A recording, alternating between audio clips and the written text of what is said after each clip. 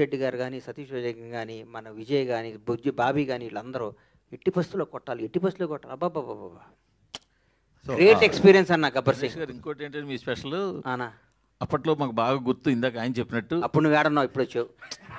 మీ దగ్గరికి వచ్చేస్తే మీ దగ్గరికి వచ్చిందేనండి, ఇంకా అప్పుడు పుట్టలేదంగా పుట్టలేదు, మా ఇండస్ట్రీకి వచ్చింది ఈ మధ్య వచ్చావు అన్న. అదే కానీ అప్పట్లో వినాయకరావు గారు సూపర్ హిట్ ఈ మాటలు ఎక్కువ వినిపిస్తుండే.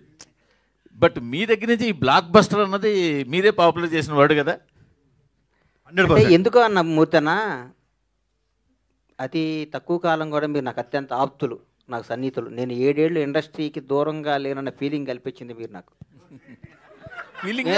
కాదు, ఎందుకంటే ఇండస్ట్రీలో ఏం జరుగుతుందన్నా, ఏంటన్నా, అసలు ఏంటి సినిమాలు ఏంటి, ఏ నిర్మాతకి ఏంటి, ఎట్లా నాకు సినిమా హిట్టా నిర్మాత మిగిలిన అని అడుగుతాను. కథ ఏమడగను, నాకు అలవాటు అది. నాకు ఎందుకంటే నిర్మాత అనేవాడు బాగుండాలి.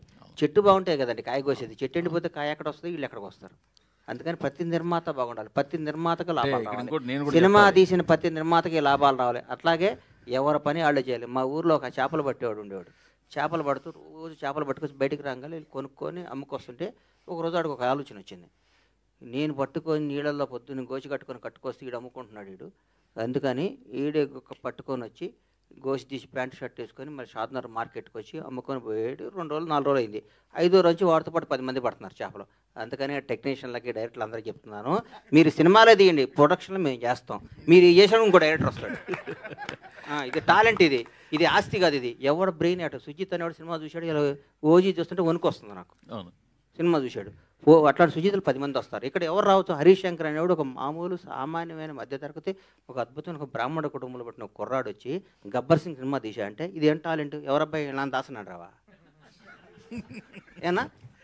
కరెక్ట్. అందుకని ఇది టాలెంట్, ఇది పెట్టుబడి కాదు, ఇది సంపద, భగవంతుడు ఇచ్చిన సంపద, ఇది భగవంతుడు అనుగ్రహంతో. చిరంజీవి గారు ఎవరండి, ఒక మామూలు వెంకట్రావు గారు కానిస్టేబుల్, హెడ్ కానిస్టేబుల్ కొడుకు, భారతదేశాన్ని శాసిస్తూ రాబోయే 4-5 తరాలకి బేసేసి ఒక చిరంజీవి అనే పేరు, రాబోయే 100-150 ఏళ్ళు కూడా పలానా టైంలో మెగాస్టార్ చిరంజీవి అనేవాడు ఉండేవాడు.